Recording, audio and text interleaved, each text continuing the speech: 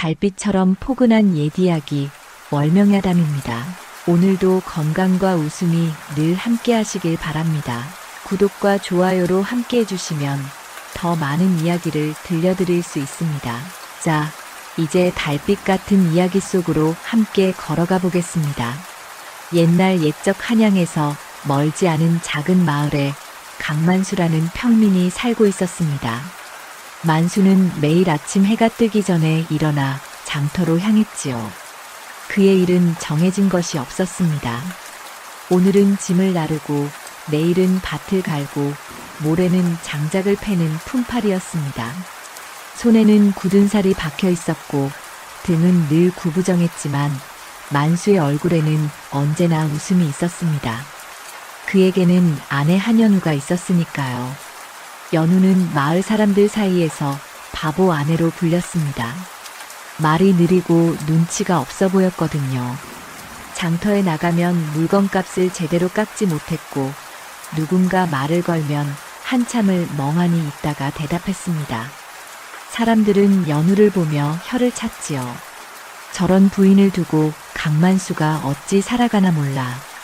참 답답하게 생겼어. 말 한마디 제대로 못하면서. 하지만 만수는 그런 말에 귀 기울이지 않았습니다. 오히려 아내의 손을 꼭 잡고 장터를 걸었지요. 연우가 물건값을 잘못 치르면 만수가 웃으며 말했습니다. 괜찮습니다. 우리 부인이 마음이 착해서 그런 겁니다. 어느 날 아침이었습니다.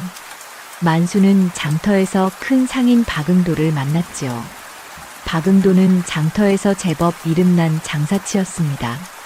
비단과 곡식을 팔아 돈을 많이 벌었고 사람들은 그를 응도 영감이라 불렀습니다. 하지만 박응도의 마음속은 욕심으로 가득했지요. 그는 만수를 보자마자 빙그레 웃으며 다가왔습니다. 이거 만수가 아닌가? 오늘도 일거리를 찾으러 왔나? 예, 영감. 무슨 일이든 하겠습니다. 그래, 마침 잘 됐네. 내 가게에 짐이 좀 쌓여 있는데 창고로 옮겨주게. 만수는 기쁜 마음으로 고개를 끄덕였습니다. 박응도는 품삯도 주고 가끔 먹을 것도 주었으니까요. 하지만 박응도의 눈빛 깊은 곳에는 계산이 숨어 있었습니다.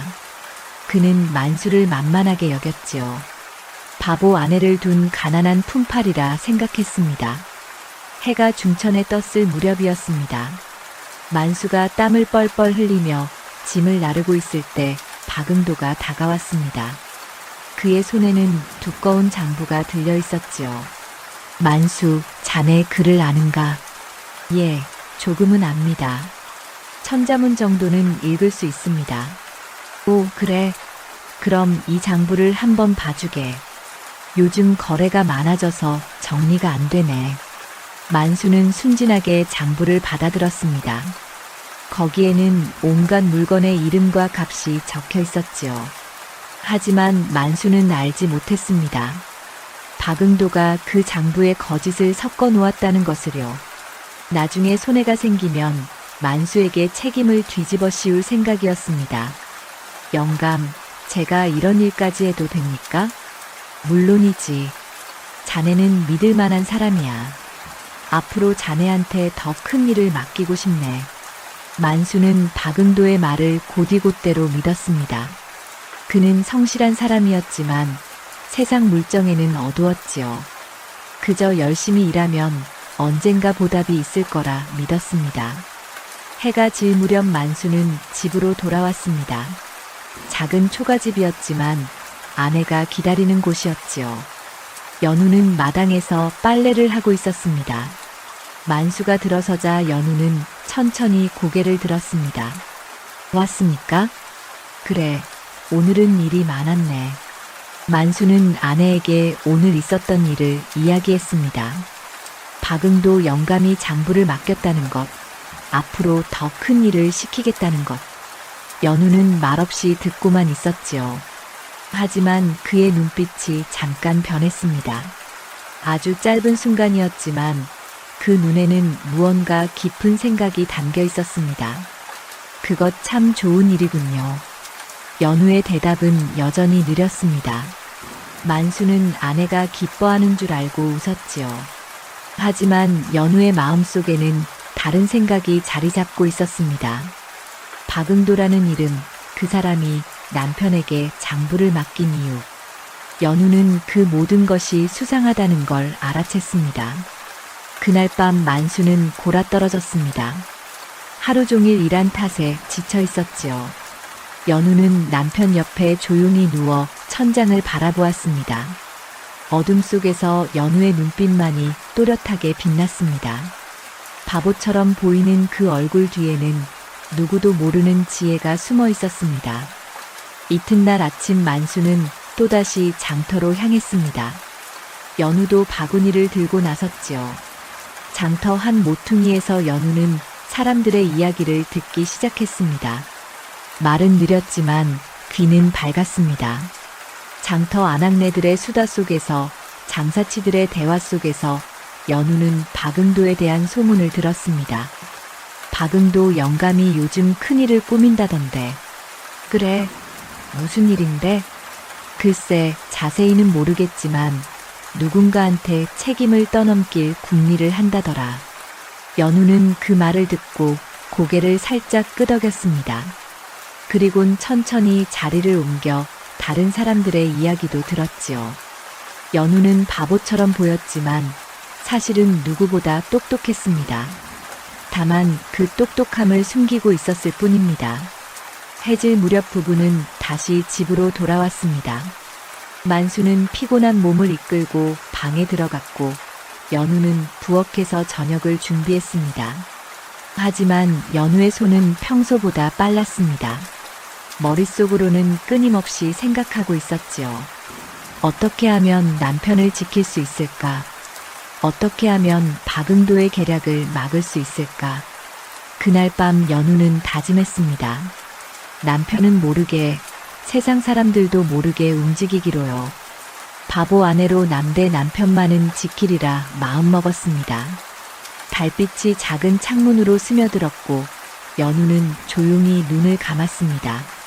내일부터 진짜 싸움이 시작될 것이었습니다. 며칠이 지났습니다. 만수는 여전히 박응도의 가게를 드나들며 장부를 정리했습니다. 숫자를 세고 물건 이름을 적는 일이었지요. 만수는 그 일이 자신에게 큰 기회라고 믿었습니다. 품팔이에서 벗어나 제대로 된 일꾼이 될 수 있을 거라 생각했지요. 만수, 오늘은 이 물건들을 장부에 적어두게. 박응도는 만수에게 비단 뭉치와 곡식 자루를 가리켰습니다. 하지만 실제 물건의 수와 장부에 적힌 수는 달랐지요. 박응도는 일부러 숫자를 부풀려 적었습니다. 나중에 물건이 모자라면 만수가 훔친 것처럼 꾸밀 생각이었습니다. 영감, 이 비단이 20필이 맞습니까? 그렇다네. 내가 직접 세어봤으니 틀림없어. 만수는 의심 없이 장부에 적었습니다. 사실 비단은 18필밖에 없었지만 만수는 그걸 알 리 없었지요. 박응도는 속으로 비웃으며 만수의 뒷모습을 바라보았습니다. 저 멍청한 놈은 끝까지 모르겠지. 나중에 손해가 나면 저놈 탓으로 돌리면 그만이야. 박응도의 계획은 치밀했습니다. 며칠 후 장터에 큰 장사치가 올 예정이었지요. 그때 비단과 곡식을 팔면 큰 돈을 벌 수 있었습니다. 하지만 박응도는 그 돈을 혼자 챙기고 손해는 만수에게 떠넘길 생각이었습니다. 장부에는 만수의 이름이 적혀 있었으니 관가에서도 만수를 의심할 것이었습니다. 해질 무렵 만수는 집으로 돌아왔습니다. 얼굴에는 웃음이 가득했지요. 연우가 마당에서 나무를 다듬고 있었습니다. 만수는 아내 옆에 앉으며 말했습니다. 오늘도 영감께서 칭찬하셨네. 내가 일을 잘한다고 말이야. 그래요? 다행이군요. 연우의 대답은 여전히 느렸습니다. 하지만 그의 눈빛은 남편의 얼굴을 찬찬히 살피고 있었지요. 만수의 기쁜 표정 뒤에 숨은 위험을 연우는 느끼고 있었습니다. 며칠 후에 큰 장사치가 온다더군. 그때 물건을 많이 팔면 영감께서 나를 정식 일꾼으로 삼으신대. 정식 일꾼이라니 참 좋은 일이네요. 연우는 고개를 끄덕이며 나무를 계속 다듬었습니다. 하지만 속으로는 다른 생각을 하고 있었지요. 큰 장사치가 온다는 것, 그때 물건을 판다는 것. 연우는 그 시기가 위험하다는 걸 직감했습니다. 박응도가 무언가 꾸미고 있다는 확신이 들었지요. 그날 밤 만수가 잠든 후 연우는 조용히 일어났습니다. 달빛을 받으며 마당에 나와 앉았지요. 차가운 밤 공기가 얼굴을 스쳤지만 연우는 신경 쓰지 않았습니다. 머릿속으로 그동안 들은 이야기들을 하나하나 되짚어 보았습니다. 장터 아낙네들이 했던 말, 장사치들의 수군거림, 박응도의 눈빛. 모든 것이 하나로 이어졌습니다. 박응도는 큰 장사를 앞두고 손해를 떠넘길 사람을 찾고 있었던 것입니다. 그 사람이 바로 만수였지요. 이대로 두면 안 되겠어. 저 사람은 내 남편을 제물로 삼으려 하고 있어. 연우는 주먹을 꽉 쥐었습니다. 하지만 곧 손을 펴며 깊은 숨을 들이마셨지요. 화를 내면 안 되었습니다. 지혜롭게 움직여야 했습니다. 바보 아내로 남으면서도 남편을 지킬 방법을 찾아야 했지요. 이튿날 아침 연우는 일찍 일어나 장터로 향했습니다. 바구니에는 집에서 기른 채소 몇 개가 들어있었지요. 연우는 장터 한 구석에 자리를 잡고 앉았습니다. 사람들이 오가는 걸 멍하니 바라보는 것처럼 보였지만 사실은 귀를 쫑긋 세우고 있었습니다. 박응도 영감이 큰 거래를 준비한다면서? 그래, 한양에서 큰 장사치가 온대. 비단을 많이 사간다더군. 그럼 큰 돈을 벌겠네. 부럽기도 하지. 연우는 그 대화를 듣고 고개를 끄덕였습니다. 큰 장사치가 오는 날짜도 확인했지요. 사흘 후였습니다. 연우는 천천히 자리에서 일어나 다른 곳으로 이동했습니다. 박응도의 가게 근처였습니다. 연우는 바보처럼 멍하니 서서 가게를 바라보았지요. 사람들은 연우를 보며 혀를 찼습니다. 저 부인 또 왔네. 참 답답하게 생겼어. 하지만 연우는 신경 쓰지 않았습니다. 그저 가게 안을 살폈지요. 박응도가 어떤 물건을 정리하는지, 누구와 이야기하는지, 연우는 모든 것을 눈에 담았습니다. 해가 중천에 떴을 때였습니다. 박응도가 가게 밖으로 나왔습니다. 그리곤 다른 장사치와 만나 이야기를 나누었지요. 연우는 멀찍이 떨어져 서서 그들의 대화를 엿들었습니다. 사흘 후에 물건을 넘기면 되는 거지. 그렇네. 비단 20필과 쌀 100섬이야. 문제 없겠나? 물건이 부족하면 거래가 깨질 수도 있어. 걱정 마. 장부에는 다 적혀 있으니까. 혹시 모자라도 내 책임은 아니야. 박응도는 비웃으며 말했습니다. 연우는 그 말을 듣고 확신했지요. 박응도는 처음부터 물건을 속여 적었고 문제가 생기면 만수에게 책임을 뒤집어 씌울 생각이었습니다. 연우는 조용히 그 자리를 떠났습니다. 집으로 돌아가는 길에 여러 가지 생각을 했지요. 어떻게 하면 남편을 구할 수 있을까? 어떻게 하면 박응도의 계략을 막을 수 있을까? 저녁 무렵 만수가 돌아왔습니다. 연우는 웃으며 남편을 맞이했지요. 만수는 아내에게 오늘도 박응도가 칭찬했다고 말했습니다.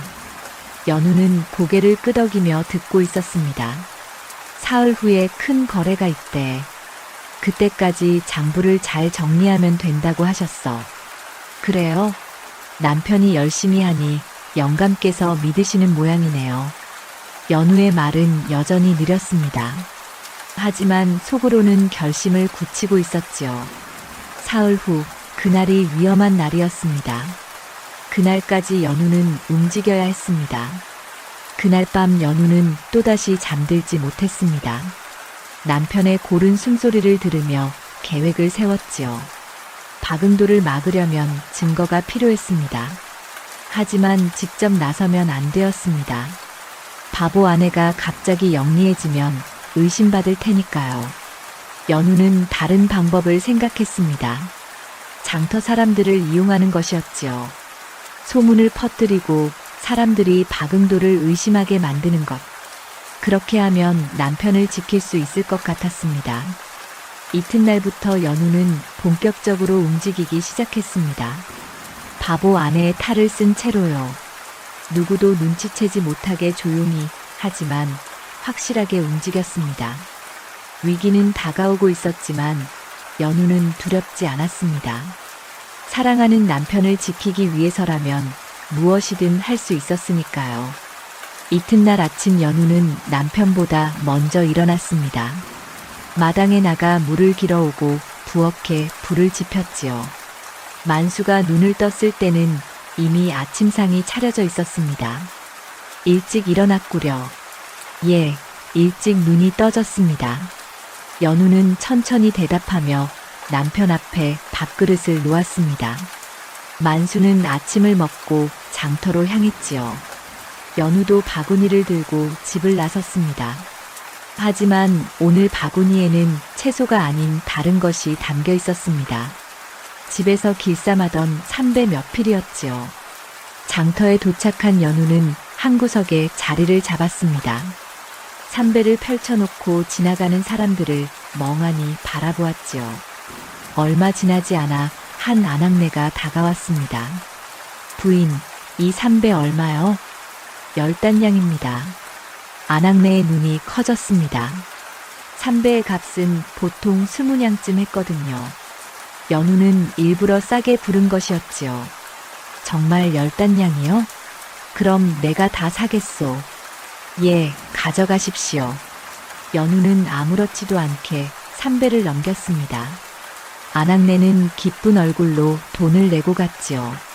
그 모습을 본 다른 사람들이 수군거리기 시작했습니다. 저 부인 참 어리석네. 삼배를 그 값에 팔다니. 바보 아내라더니 정말 그런가 보구만. 연우는 그 말을 들은 척도 하지 않았습니다. 오히려 천천히 고개를 끄덕이며 다른 물건을 꺼냈지요. 집에서 담근 장아찌였습니다. 이것도 값을 허락에 불렀습니다. 이 장아찌 얼마요? 단량입니다. 오, 그럼 내가 사겠소. 또 한 사람이 기쁘게 물건을 사갔습니다. 연우는 하루 종일 그렇게 물건을 팔았지요. 모두 제값보다 싸게 넘겼습니다. 사람들은 연우를 보며 혀를 찼습니다. 하지만 동시에 연우를 호구로 여기기 시작했지요. 해질 무렵이었습니다. 박응도가 장터를 거닐다가 연우를 발견했습니다. 연우가 물건을 싸게 파는 걸 본 박응도는 빙그레 웃었지요. 저 멍청한 것이 장사도 제대로 못하는구나. 만수놈도 저런 아내를 두고 있으니 얼마나 답답하겠어. 박응도는 연우에게 다가갔습니다. 연우는 박응도를 보고 천천히 고개를 숙였지요. 영감, 안녕하십니까? 오, 만순의 부인 아닌가. 장사를 하고 있었구려. 예, 집에 있는 것들을 좀 팔고 있습니다.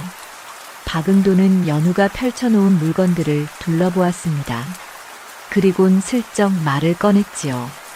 부인, 혹시 우리 가게에서 물건 좀 팔아주겠소? 내가 물건을 주면 부인이 장터에서 팔아주는 거요. 제가요? 제가 할 수 있을까요? 연우의 목소리는 망설이는 것처럼 들렸습니다. 하지만 속으로는 빙그레 웃고 있었지요. 박응도가 먼저 다가온 것이었습니다. 물론이요. 그리 어려운 일이 아니니 부인도 할 수 있을 거요. 그럼 한번 해보겠습니다. 연우는 순순히 고개를 끄덕였습니다. 박응도는 흡족한 얼굴로 돌아갔지요. 그는 연우를 이용해 물건을 팔 생각이었습니다. 연우가 바보 같으니 나중에 책임을 떠넘기기도 쉬울 거라 여겼습니다. 다음 날부터 연우는 박응도의 가게에서 물건을 받아 팔기 시작했습니다. 비단 자투리와 곡식 몇 대였지요. 연우는 그것들을 싸게 팔았습니다. 사람들은 연우에게 몰려들었고 물건은 금방 팔렸습니다. 부인, 오늘도 물건 있소? 예, 있습니다. 이것 보십시오. 연우는 물건을 내밀며 천천히 말했습니다. 사람들은 연우를 호구로 여기며 물건을 샀지요. 하지만 연우는 싸게 팔면서도 눈여겨보는 것이 있었습니다. 누가 무엇을 샀는지, 얼마에 샀는지, 모든 것을 기억하고 있었습니다. 며칠이 지났습니다. 박응도는 연우가 물건을 잘 판다며 더 많은 물건을 맡겼지요. 연우는 순순히 받아들였습니다. 그러면서도 박응도의 가게를 살폈습니다. 어떤 물건이 들어오고 나가는지, 장부에는 무엇이 적혀 있는지. 어느 날 저녁이었습니다. 연우가 집으로 돌아오자 만수가 기쁜 얼굴로 맞이했지요. 오늘 영감께서 칭찬하셨네. 내가 장부를 잘 정리한다고 말이야. 그래요? 다행입니다. 연우는 웃으며 대답했습니다.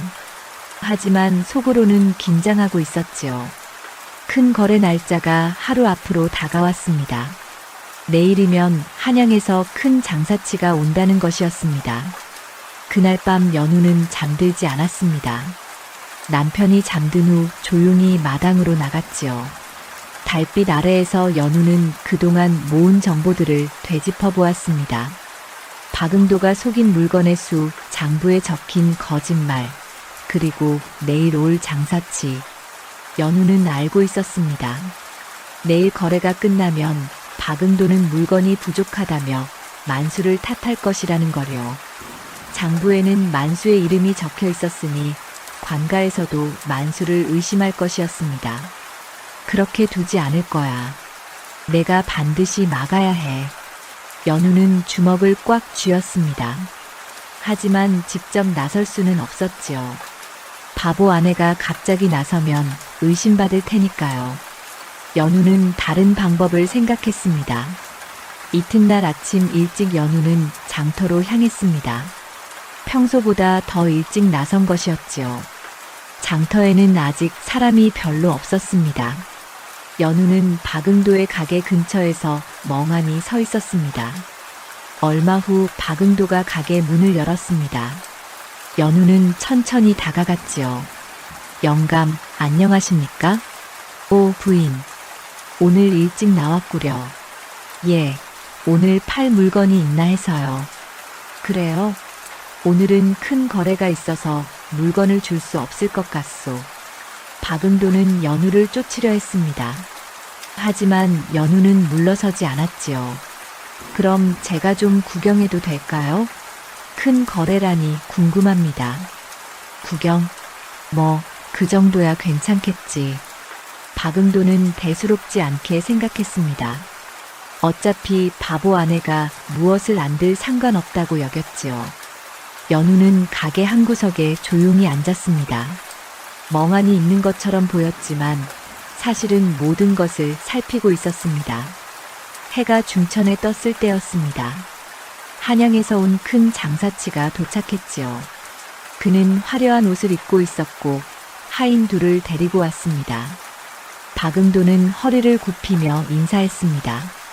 어서 오십시오. 기다리고 있었습니다. 그래, 물건을 보자고. 장사치는 가게 안으로 들어왔습니다. 박응도는 만수가 정리한 장부를 꺼내 보였지요. 하지만 연우는 알고 있었습니다. 그 장부에 적힌 숫자가 거짓이라는 것을요. 이제 연우가 움직일 때가 왔습니다. 바보 아내의 탈을 쓴 채로 누구도 모르게 판을 뒤집을 때였습니다. 한양에서 온 장사치는 박응도가 내민 장부를 찬찬히 살폈습니다. 비단 20필 쌀 100섬. 장부에는 그렇게 적혀 있었지요. 장사치는 고개를 끄덕이며 말했습니다. 좋아. 그럼 물건을 확인해 보지. 예, 그러시지요. 박응도는 안심한 얼굴로 창고 쪽을 가리켰습니다. 하지만 속으로는 조마조마했지요. 실제 물건은 장부보다 적었으니까요. 박응도는 나중에 만수를 탓하며 빠져나갈 생각이었습니다. 연우는 가게 구석에 조용히 앉아 있었습니다. 멍하니 있는 것처럼 보였지만 눈은 장사치와 박응도를 번갈아 보고 있었지요. 이제 곧 박응도의 거짓이 드러날 것이었습니다. 장사치가 창고로 들어갔습니다. 하인들이 비단을 세고 쌀자루를 확인했지요. 얼마 후 하인 하나가 나와 장사치에게 속삭였습니다. 장사치의 얼굴이 굳어졌습니다. 박 영감, 이게 어찌된 일이오? 무슨 말씀이십니까? 비단이 20필이 아니라 18필밖에 없소. 쌀도 95썸밖에 안 되고. 박응도의 얼굴이 하얗게 질렸습니다. 하지만 곧 당황한 표정을 지으며 말했지요. 그럴 리가 없습니다. 장부에 분명히 적혀 있는데요. 장부야 뭐든 적을 수 있지. 물건이 부족한 건 사실 아니오? 장사치는 화가 난 얼굴로 박응도를 노려보았습니다. 박응도는 당장 만수를 끌어들이려 했지요. 아, 이것은 제 잘못이 아닙니다. 장부를 정리한 놈이 따로 있습니다. 그게 누구요? 강만수라는 자인데 그놈이 훔쳐간 게 틀림없습니다. 박응도는 서둘러 말했습니다. 하지만 그때였습니다. 연우가 천천히 자리에서 일어났지요. 모두의 눈이 연우에게 쏠렸습니다. 저기, 제가 한 말씀 드려도 될까요? 연우의 목소리는 여전히 느렸습니다. 장사치가 연우를 보며 물었지요. 당신은 누구요? 저는 강만수의 아내입니다. 강만수, 방금 박 영감이 말한 그 사람 말이오? 예, 맞습니다. 박응도는 화들짝 놀라며 연우를 말렸습니다. 하지만 연우는 천천히 입을 열었지요. 제 남편은 훔친 게 없습니다. 다만 영감께서 주신 대로 장부에 적었을 뿐입니다. 무슨 소리요? 내가 거짓을 적으라고 했단 말이오? 박응도는 발끈했습니다. 하지만 연우는 침착하게 말을 이었지요. 며칠 전부터 저는 영감의 물건을 받아 장터에서 팔았습니다. 그때마다 영감께서는 제게 비단 몇 필 쌀 몇 썸이라고 말씀하셨지요. 그런데 실제로 세어보면 늘 적었습니다. 그건 부인이 잘못 센 거 아니오? 아닙니다. 저는 바보지만 숫자는 셀 줄 압니다. 연우의 목소리에 힘이 실렸습니다. 장사치가 관심을 보이며 물었지요. 그럼 증거라도 있소? 예, 있습니다. 연우는 품에서 작은 천조각을 꺼냈습니다. 거기에는 날짜와 물건, 그리고 실제 수량이 적혀 있었지요. 연우가 며칠 동안 몰래 적어둔 것이었습니다. 이것을 보십시오. 제가 팔았던 물건들의 실제 수량입니다. 영감께서 말씀하신 것과 다릅니다. 장사치는 천조각을 받아들고 살폈습니다. 거기에는 박응도가 연우에게 넘긴 물건들의 기록이 적혀 있었지요. 장부보다 늘 적었습니다. 이게 사실이오, 박 영감? 그건 저건 부인이 지어낸 겁니다. 바보 아내가 무엇을 알겠습니까? 박응도는 발버둥 쳤습니다. 하지만 연우는 흔들리지 않았지요. 그럼 장터 사람들에게 물어보십시오. 제가 영감의 물건을 팔 때 얼마나 많은 사람이 샀는지 알 겁니다.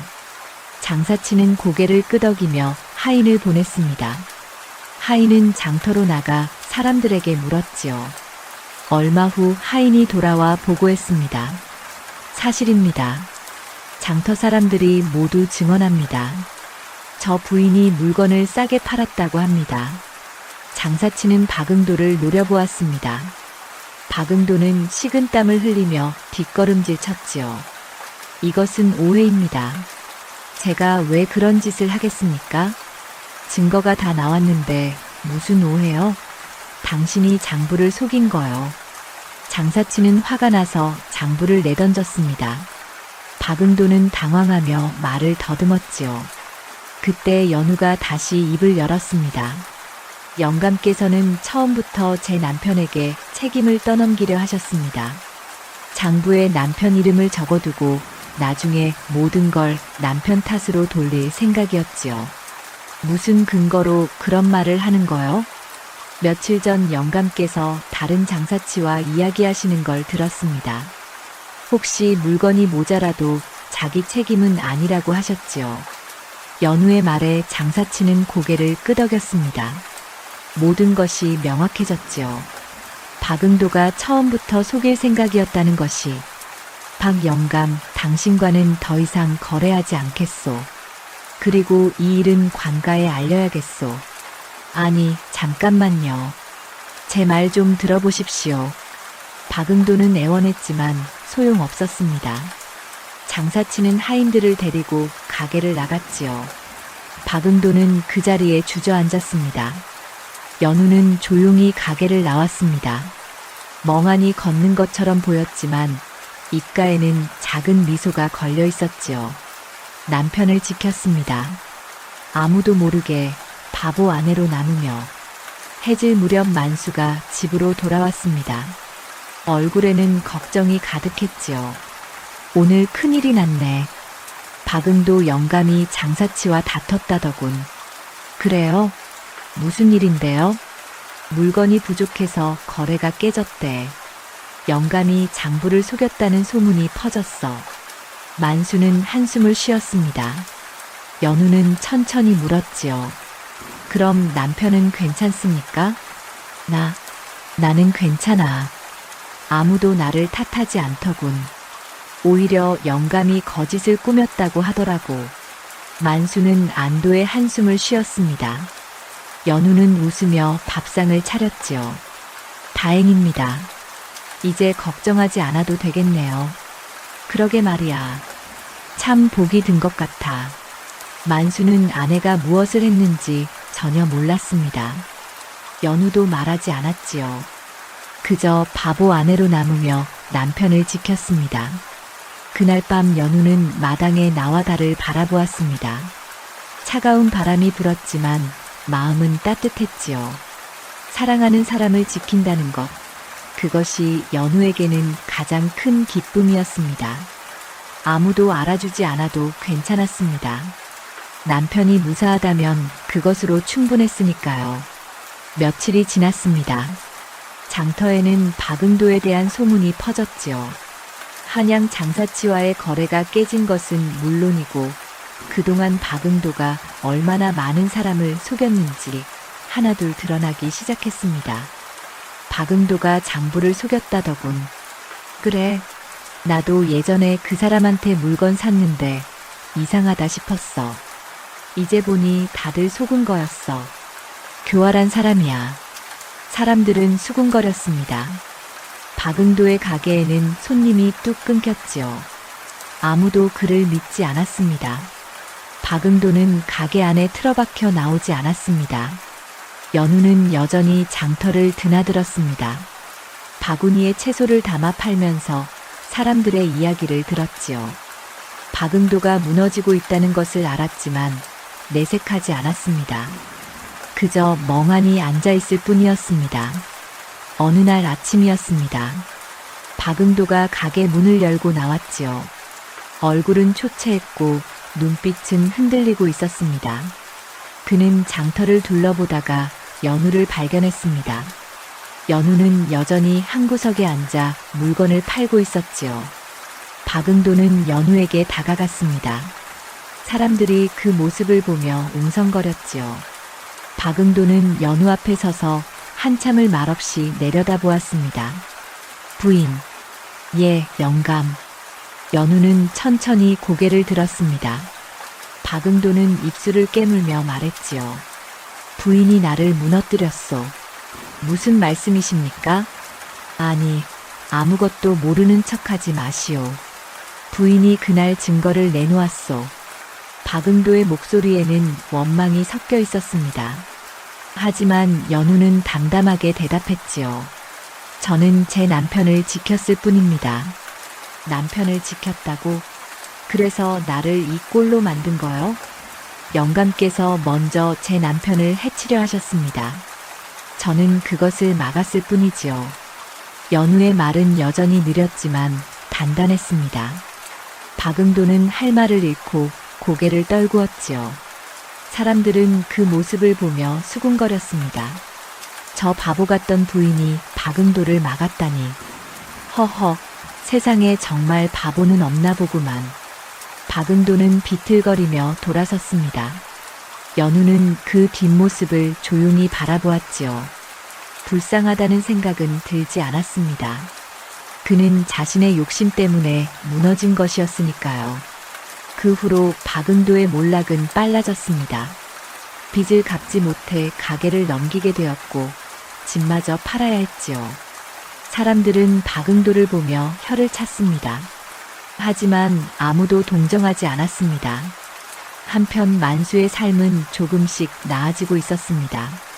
박응도에게서 벗어난 후 다른 일을 찾았지요. 장터에서 짐을 나르고 밭을 가는 일이었지만 마음은 편했습니다. 무엇보다 아내가 옆에 있다는 것이 큰 힘이었습니다. 오늘은 품삯을 많이 받았네. 만수는 기쁜 얼굴로 집에 돌아왔습니다. 연우는 웃으며 남편을 맞이했지요. 그래요. 수고하셨습니다. 이제 좀 살만해질 것 같아. 박응도 영감 일을 그만둔 게 잘한 일이야. 만수는 모든 게 우연이라고 생각했습니다. 박응도가 무너진 것도 자신이 무사한 것도 운이 좋았다고 여겼지요. 연우가 무엇을 했는지는 전혀 몰랐습니다. 연우도 말하지 않았습니다. 남편이 편안하게 살아간다면 그것으로 충분했으니까요. 바보 아내로 남는 것쯤은 아무렇지도 않았습니다. 어느 날 저녁이었습니다. 만수와 연우는 마당에 앉아 저녁 하늘을 바라보았지요. 해가 지고 별이 뜨기 시작했습니다. 우리 참 복이 많지? 만수가 말했습니다. 연우는 고개를 끄덕였지요. 그렇습니다. 박응도 영감이 무너지지 않았다면 나도 위험했을 거야. 하늘이 도운 것 같아. 하늘이 도왔겠지요. 연우는 웃으며 대답했습니다.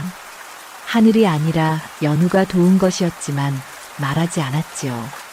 만수는 아내의 손을 꼭 잡았습니다. 당신이 있어서 참 다행이야. 저도 남편이 있어서 다행입니다. 두 사람은 서로를 바라보며 웃었습니다. 말은 많지 않았지만 마음은 통했지요. 연우는 남편의 손을 느끼며 생각했습니다. 이 사람을 지키기 위해서라면 무엇이든 할 수 있다고. 시간이 흘렀습니다. 장터에는 새로운 장사치가 들어왔고 사람들은 박응도를 잊어갔지요. 박응도는 마을을 떠났다는 소문이 돌았습니다. 어디로 갔는지는 아무도 몰랐습니다. 만수는 여전히 품팔이로 살아갔습니다. 하지만 예전보다 살림은 나아졌지요. 연우가 장터에서 조금씩 물건을 팔았고 만수도 일을 열심히 했습니다. 두 사람은 가난했지만 행복했습니다. 어느 날 연우는 장터에서 낯선 아낙네를 만났습니다. 그 아낙네는 연우를 보며 다가왔지요. 부인, 혹시 저를 기억하십니까? 누구십니까? 저는 예전에 부인한테 삼배를 산 사람입니다. 그때 부인이 싸게 팔아주셔서 고마웠지요. 아낙네는 웃으며 말했습니다. 연우는 천천히 고개를 끄덕였지요. 아, 그러셨군요. 그런데 부인, 나중에 안 일인데 부인이 박응도를 무너뜨렸다면서요? 제가 무너뜨린 게 아닙니다. 그저 진실을 말했을 뿐이지요. 연우는 담담하게 대답했습니다. 아낙네는 감탄하며 연우를 바라보았지요. 부인을 보면 늘 바보 같다고 생각했는데 알고 보니 가장 영리한 분이셨군요. 아닙니다. 저는 그저 제 남편을 지켰을 뿐입니다. 연우는 웃으며 자리에서 일어났습니다. 아낙네는 연우의 뒷모습을 보며 고개를 저었지요. 세상에는 보이는 것보다 보이지 않는 것이 더 많다는 걸 깨달았습니다. 해가 저물었습니다. 연우는 집으로 돌아가는 길에 문득 멈춰 섰지요. 저 멀리 박응도가 떠난 방향을 바라보았습니다. 연우는 그를 미워하지 않았습니다. 다만 자신의 욕심을 이기지 못한 사람이라고 생각했지요. 사람은 욕심을 부리면 스스로 무너진다. 나는 그저 지켜야 할 사람을 지켰을 뿐. 연우는 그렇게 생각하며 집으로 향했습니다. 멀리서 만수가 일을 마치고 돌아오는 모습이 보였지요. 연우는 웃으며 남편을 맞이하러 갔습니다. 바보 아내의 얼굴로 하지만 마음만은 누구보다 단단하게 말입니다. 계절이 바뀌어 가을이 왔습니다. 들판에는 황금빛 벼가 익어갔고 하늘은 높고 푸르렀지요. 만수는 여전히 품팔이로 살아갔지만 예전보다 일거리가 많아졌습니다. 박응도가 떠난 후 장터에는 새로운 장사치들이 들어왔고 그들은 만수를 믿고 일을 맡겼습니다. 만수, 오늘 이 곡식을 창고로 옮겨주게. 예, 알겠습니다. 만수는 성실하게 일했습니다. 사람들은 만수를 보며 고개를 끄덕였지요. 박응도처럼 거짓을 꾸미지 않는 정직한 사람이라고 믿었습니다. 연우도 장터에서 조금씩 물건을 팔았습니다. 집에서 기른 채소와 담근 장아찌를 팔았지요. 이제는 예전처럼 손해를 보며 팔지 않았습니다. 적당한 값을 받았습니다. 하지만 여전히 말은 느렸고 사람들은 연우를 바보 아내라 불렀습니다. 어느 날 저녁이었습니다. 만수가 집에 돌아왔을 때 마당에 낯선 보따리가 놓여 있었지요. 만수는 연우에게 물었습니다. 이게 뭐요? 오늘 장터에서 샀습니다. 무엇을 샀기에 이렇게 많소? 만수가 보따리를 풀어보니 그 안에는 두툼한 옷감과 솜이 들어있었습니다. 겨울을 나기 위한 물건이었지요. 이걸 언제 샀소? 돈은 어디서 났고? 조금씩 모았습니다. 남편이 추운 겨울에 떨까봐 미리 준비했지요. 연우는 웃으며 대답했습니다. 만수는 가슴이 뭉클해졌지요. 자신은 아내를 위해 무엇을 해준 적이 없는데 아내는 늘 자신을 먼저 생각했습니다. 당신 것은요? 저는 괜찮습니다. 남편이 따뜻하면 저도 따뜻합니다. 연우의 말에 만수는 아내의 손을 꼭 잡았습니다. 말은 없었지만 마음이 전해졌지요. 연우는 남편의 손을 느끼며 작게 웃었습니다. 사실 연우는 며칠 전부터 준비하고 있었습니다. 박응도가 무너진 후 몰래 물건을 사두었지요. 겨울에 필요한 것들이었습니다. 옷감과 솜 그리고 곡식도 조금씩 모아두었습니다. 남편이 추위와 배고픔에 떨지 않도록 말입니다. 며칠 후 장터에 소동이 일어났습니다. 박응도의 가게를 넘겨받은 새 장사치가 관가에 불려갔다는 소문이 돌았지요. 사람들은 수군거리기 시작했습니다. 무슨 일인지 아십니까? 글쎄, 박응도가 남긴 빚 때문이라던데. 빚이라니? 그게 얼마나 된답니까? 들으니 엄청나다더군. 새 장사치가 그걸 떠안 게 생겼어. 연우는 그 이야기를 듣고 조용히 고개를 끄덕였습니다. 박응도는 떠났지만 그가 남긴 짓은 여전히 사람들을 괴롭히고 있었지요. 연우는 안타까웠지만 어쩔 수 없다고 생각했습니다. 자신이 할 수 있는 일은 다 했으니까요. 그날 저녁 만수가 집에 돌아왔을 때 얼굴이 어두웠습니다. 연우는 물었지요. 무슨 일이십니까? 장터가 소란스럽네. 새 장사치가 박응도 때문에 곤란을 겪는다더군. 그렇습니까? 나도 한때 박응도 밑에서 일했으니 마음이 무겁네. 만약 그때 내가 잘못 연루되었다면 지금쯤 나도 곤란했을 거야. 만수는 한숨을 쉬었습니다.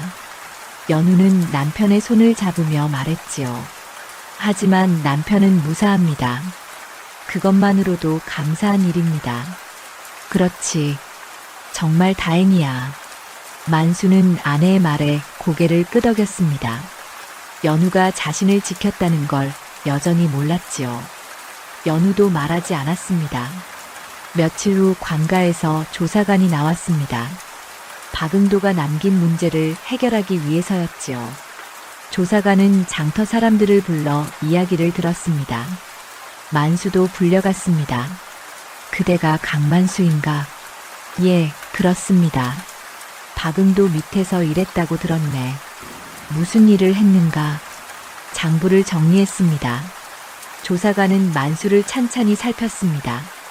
만수는 떨리는 마음으로 서 있었지요. 조사관이 물었습니다. 그대는 박응도의 속임수를 알고 있었는가? 아니습니다.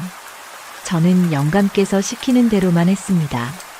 그렇다면 그대는 죄가 없군. 장터 사람들도 모두 그대를 믿는다고 했네. 조사관은 만수를 돌려보냈습니다. 만수는 안도의 한숨을 쉬며 집으로 돌아왔지요. 연우는 남편을 맞이하며 물었습니다. 어떻게 되었습니까? 나는 아무 문제 없다고 하더군.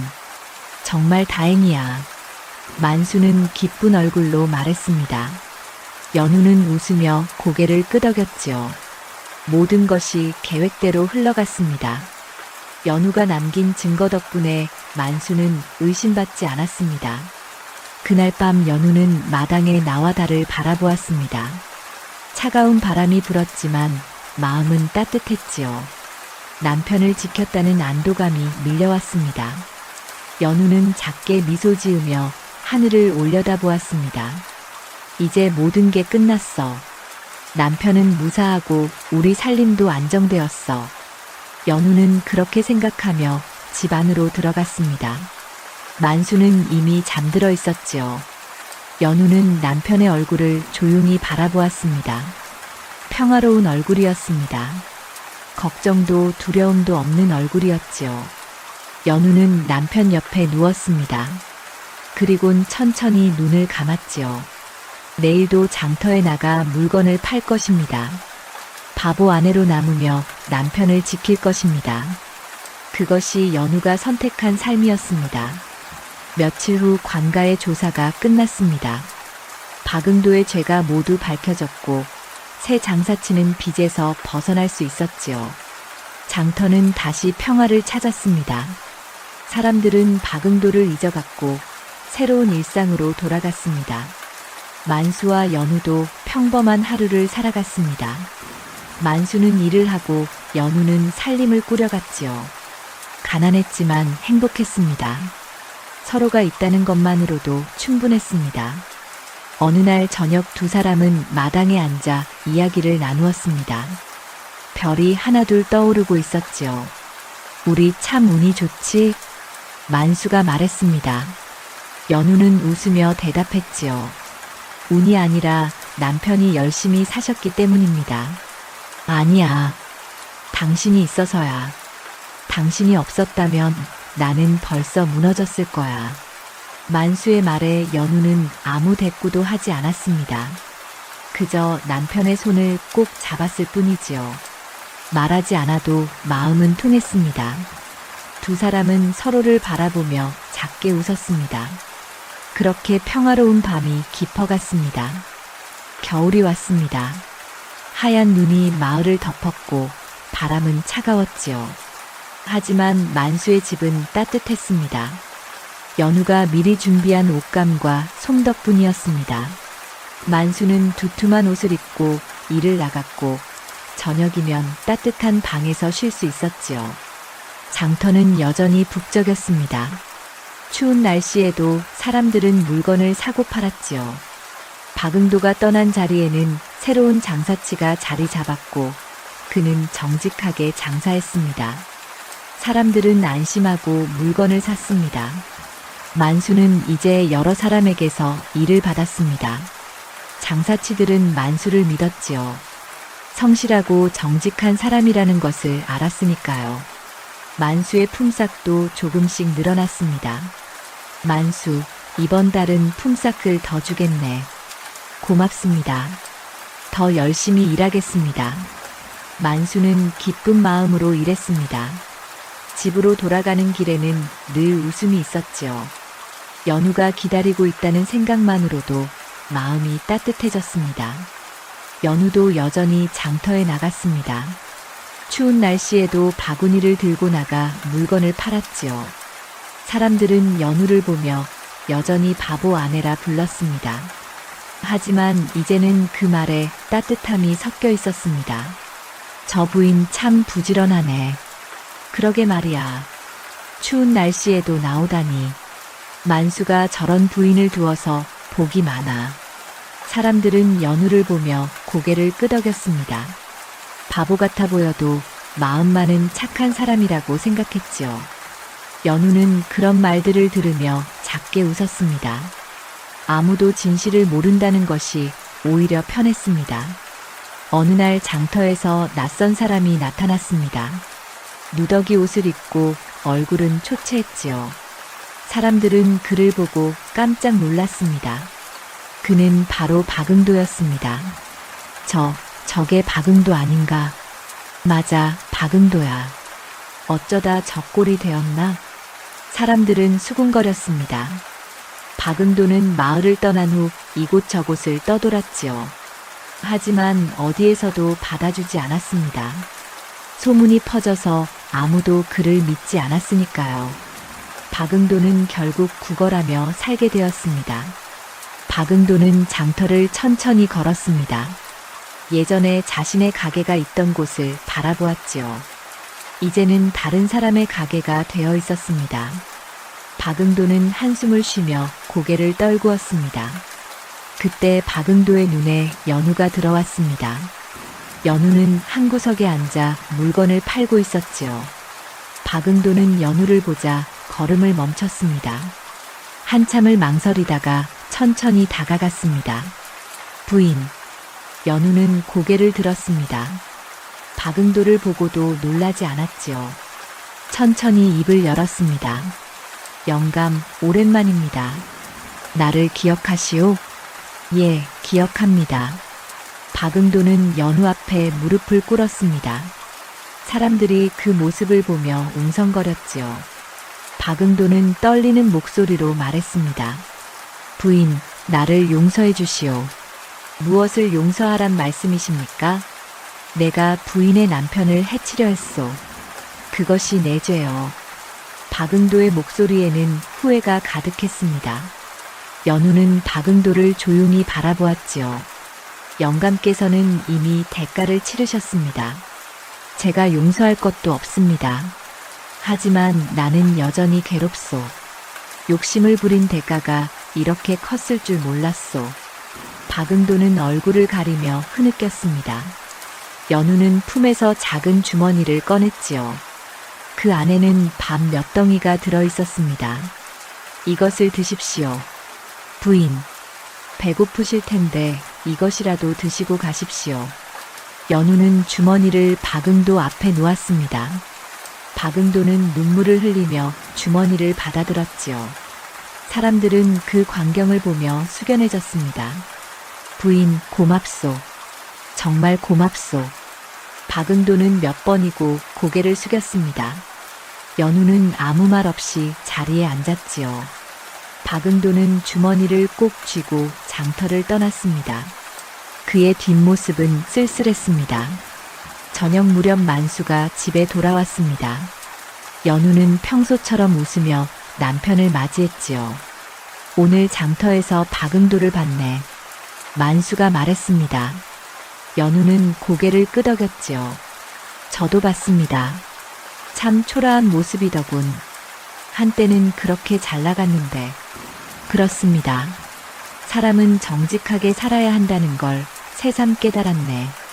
만수는 진지한 얼굴로 말했습니다.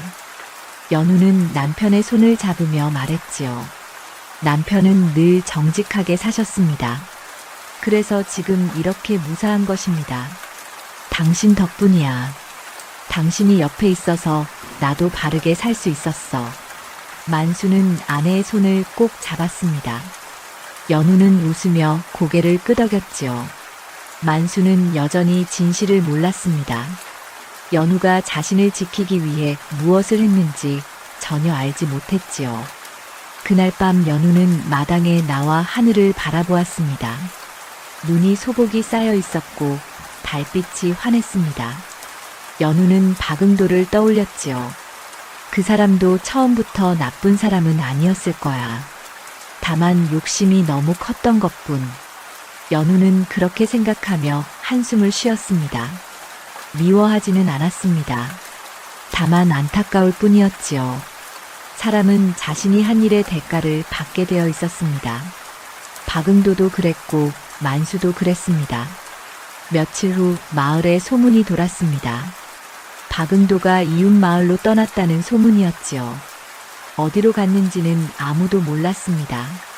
사람들은 박응도를 완전히 잊어갔습니다. 만수와 연우의 삶은 평화로웠습니다. 추운 겨울이었지만 집 안은 따뜻했지요. 두 사람은 서로를 의지하며 하루하루를 살아갔습니다. 가난했지만 행복했습니다. 어느 날 저녁 만수가 연우에게 물었습니다. 당신은 나를 왜 사랑하시오? 그냥 사랑합니다. 나는 가진 것도 없고 잘난 것도 없는데 그래도 좋습니다. 남편이니까요. 연우의 대답은 단순했습니다. 만수는 그 말에 가슴이 뭉클해졌지요. 아내가 자신을 얼마나 사랑하는지 새삼 깨달았습니다. 나도 당신을 사랑하오. 고맙습니다. 두 사람은 서로를 바라보며 웃었습니다. 말은 많지 않았지만 마음은 통했지요. 연우는 남편의 손을 꼭 잡았습니다. 이 사람을 지키기 위해서라면 앞으로도 무엇이든 할 것이었습니다. 바보 아내로 남으면서 말입니다. 봄이 왔습니다. 얼었던 땅이 녹고 새싹이 돋아났지요. 겨울을 무사히 넘긴 만수와 연우는 새로운 계절을 맞이했습니다. 두 사람의 삶은 여전히 평범했지만 그 안에는 깊은 행복이 담겨 있었습니다. 만수는 이제 장터에서 제법 이름이 알려진 일꾼이 되었습니다. 사람들은 만수를 믿고 일을 맡겼지요. 정직하고 성실한 사람이라는 소문이 퍼졌기 때문입니다. 만수의 품삯은 예전보다 2배로 늘어났습니다. 만수, 오늘도 수고했네. 이것밖에. 고맙습니다. 언제든 일 있으면 말씀하십시오. 만수는 품삯을 받고 집으로 향했습니다. 손에 쥔 돈이 묵직했지요. 이제는 끼니 걱정도 하지 않았고 옷도 제대로 입을 수 있었습니다. 만수는 모든 것이 복 덕분이라고 생각했습니다. 연우도 장터에서 물건을 팔았습니다. 이제는 물건을 꽤 잘 팔았지요. 사람들은 연우에게서 물건을 사며 말했습니다. 부인, 물건값이 참 적당하네. 고맙습니다. 예전에는 너무 싸게 팔아서 걱정했는데 이제는 제법이야. 사람들은 연우를 보며 웃었습니다. 여전히 바보 아내라 불렀지만 이제는 정겨운 말투였지요. 연우는 그 말을 들으며 작게 웃었습니다. 어느 날 저녁이었습니다. 만수와 연우는 마당에 앉아 저녁 노을을 바라보았지요. 하늘은 붉게 물들어 있었고 바람은 따뜻했습니다. 우리 참 많은 일을 겪었지? 만수가 말했습니다. 연우는 고개를 끄덕였지요. 그렇습니다. 박응도 일도 있었고 힘든 시절도 있었지. 하지만 지금은 괜찮아. 예, 남편 덕분입니다. 아니야. 당신 덕분이지. 당신이 없었다면 나는 버티지 못했을 거야. 만수는 아내의 손을 꼭 잡았습니다. 연우는 남편의 손을 느끼며 웃었지요. 만수는 여전히 몰랐습니다. 연우가 자신을 지키기 위해 무엇을 했는지 끝까지 알지 못했습니다. 시간이 흘러 여름이 왔습니다. 들판에는 푸른 벼가 자라고 있었고 하늘은 맑았지요. 만수와 연우는 여전히 평범하게 살아갔습니다. 장터에 나가고 일을 하고 저녁이면 함께 밥을 먹었습니다. 어느 날 장터에서 한 늙은이가 연우를 찾아왔습니다. 그는 이웃 마을에서 온 사람이었지요. 부인이 강만수의 아내 맞습니까? 예, 맞습니다. 소문을 들었습니다. 부인께서 박응도를 무너뜨렸다고요. 늙은이의 말에 연우는 천천히 고개를 저었습니다. 아닙니다. 저는 그저 남편을 지켰을 뿐입니다. 하지만 사람들은 부인이 영리하다고 합니다. 저는 바보입니다. 다만 사랑하는 사람을 지킬 줄은 압니다. 연우의 대답은 단순했습니다. 늙은이는 연우를 한참 바라보다가 고개를 끄덕였지요. 세상에는 두 가지 지혜가 있습니다. 하나는 자신을 드러내는 지혜이고 다른 하나는 자신을 숨기는 지혜입니다. 부인은 후자를 택하셨군요. 무슨 말씀인지 잘 모르겠습니다. 괜찮습니다. 부인은 이미 알고 계시니까요. 늙은이는 웃으며 자리를 떴습니다. 연우는 그 뒷모습을 바라보며 작게 웃었지요. 세상에는 아는 사람도 있다는 것을 깨달았습니다.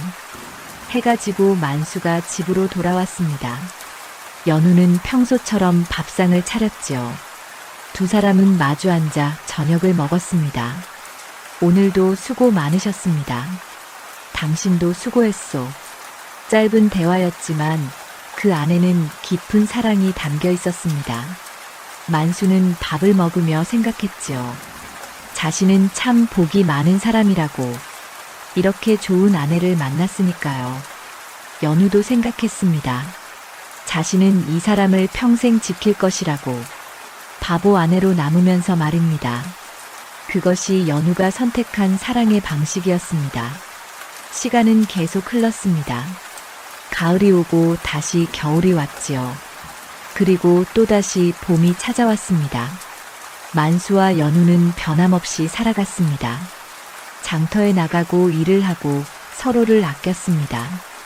어느 날 장터에 새로운 사람이 나타났습니다. 그는 한양에서 온 장사치였지요. 사람들은 그에게 이 마을의 이야기를 들려주었습니다. 박응도의 이야기, 만수의 이야기, 그리고 바보 아내 연우의 이야기를요. 장사치는 연우를 보고 싶어 했습니다. 사람들이 가리키는 곳으로 가니 연우가 앉아 있었지요. 물건을 팔고 있는 모습이었습니다. 저 부인이 소문의 주인공입니까? 예, 맞습니다. 참 평범해 보이는데 대단한 일을 하셨군요. 사람들의 말에 장사치는 고개를 끄덕였습니다. 하지만 연우에게 다가가지는 않았지요. 그저 멀리서 바라보기만 했습니다. 저 사람은 자신의 방식으로 사랑하는구나. 세상에 드러나지 않는 사랑이야말로 가장 큰 사랑이지. 장사치는 그렇게 생각하며 자리를 떴습니다. 연우는 그것을 알지 못했습니다. 그저 평소처럼 물건을 팔 뿐이었지요. 해가 저물었습니다. 만수와 연우는 집으로 돌아갔습니다. 저녁을 먹고 마당에 나와 앉았지요. 별이 하나둘 떠오르고 있었습니다. 당신, 우리 참 행복하지? 만수가 물었습니다. 연우는 웃으며 대답했지요. 예, 행복합니다. 앞으로도 계속 이렇게 살고 싶네. 저도 그렇습니다. 두 사람은 서로의 손을 꼭 잡았습니다. 말은 더 이상 필요하지 않았지요. 마음이 통했으니까요. 별빛 아래에서 두 사람은 조용히 앉아 있었습니다. 이 이야기는 여기서 끝이 납니다. 나쁜 사람은 벌을 받았고 선한 사람은 지켜졌습니다. 연우의 정체는 끝내 드러나지 않았지요. 만수는 평생 모르고 살았습니다. 하지만 그것이 연우가 원한 것이었습니다. 사랑은 때로 드러내지 않는 것입니다. 조용히 곁에서 지키는 것이지요. 연우는 그런 사랑을 했습니다. 바보 아내의 탈을 쓰고서 말입니다. 그리고 그 사랑 덕분에 만수는 행복했습니다. 세상에는 보이는 것보다 보이지 않는 것이 더 많습니다. 드러나는 것보다 숨겨진 것이 더 소중하지요. 연우의 사랑이 그랬습니다. 아무도 몰랐지만 가장 위대한 사랑이었습니다. 달빛이 작은 마을을 비추고 있었습니다. 만수와 연우의 집에서는 작은 불빛이 새어나왔지요. 두 사람은 여전히 손을 잡고 앉아 있었습니다. 그렇게 평화로운 밤이 깊어갔습니다. 사랑이 판을 이긴 이야기는 그렇게 끝이 났습니다.